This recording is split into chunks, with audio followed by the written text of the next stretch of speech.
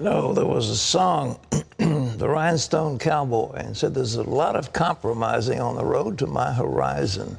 Well, they're pretty prophetic words. Along with fame and fortune, superstardom in the music industry is also tied to death by drugs. Whitney Houston is one of the most recent victims, but her story is not uncommon. Ephraim Graham examines the music machine through the eyes of a performer who survived. Before I could blink, my front teeth were on the landing in the front of the apartment building. 2 of them, thank you very much. I began to look for them with blood everywhere. The pages of Helen Baylor's life story are loaded with trouble, trials, and triumph. I was running to get away from the devil. I was running because I had no reason to be alive. I was running because it was the only thing I could do. She recorded her first single at just 13, became pregnant at 16, and performed with Ike and Tina Turner on the Vegas Strip at 17. For a 17-year-old from the hood to come here and to see all the lights and the dancing and the music and the buffets and the lights, it was awesome. And to think that I had a chance to work here was even more awesome. At such a young age. At such a young age, yes. That same year, Helen's voice landed her a job traveling the country in the musical Hair. She partied hard, then turned to pills to sleep, to stay awake, and to do her job. Finally, I made friends with cocaine.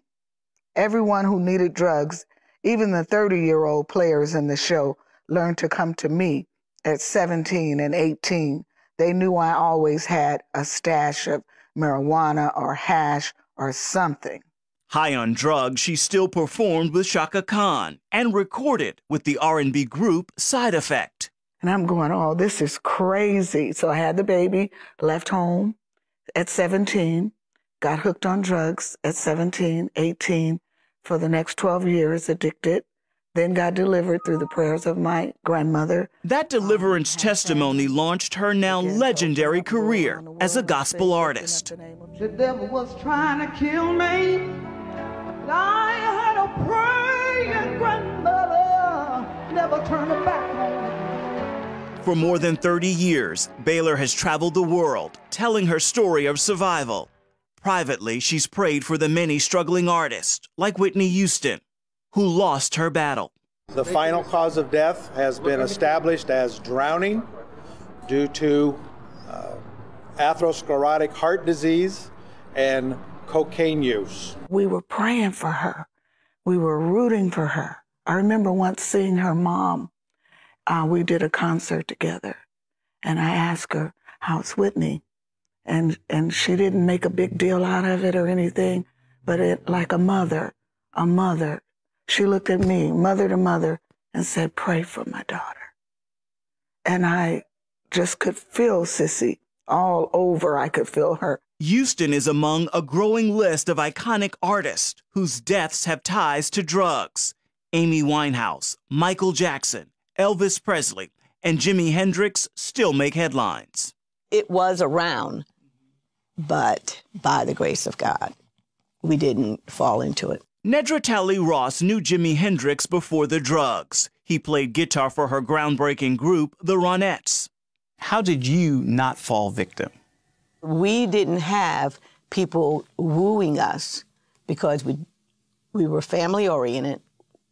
We partied with our family at my grandmother's, so nobody did anything. And it was a time when the fear of your parent, my mother, was greater than the temptation that anybody could talk me into, because she would kill me. What personal loss have you suffered to the drug culture? A big one, I think, was Brian of the Stones. Dated him. So I'd say that was someone that I did date that died from drugs. When you have the extreme success, can be a downfall, because you get people that are with you that don't have your best. They have a job. In this CNN interview, R&B superstar Chaka Khan blamed those forces for her personal battle with addiction and Whitney Houston's death. This machine around us, this so-called music industry, is such a demonic thing. It sacrifices people's lives. When she said that, I sat there in my bed and just said, somebody gets it. Somebody else gets it. Helen says there are demonic elements to the secular music world.